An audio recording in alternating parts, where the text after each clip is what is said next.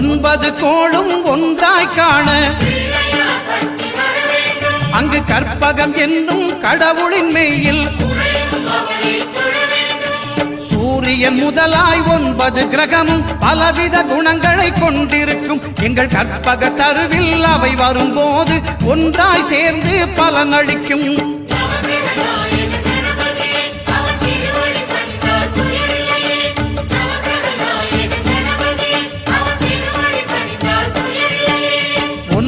கோளும் ஒன்றாய் காண அங்கு கற்பகம் என்னும் கடவுளின் மெய்யில்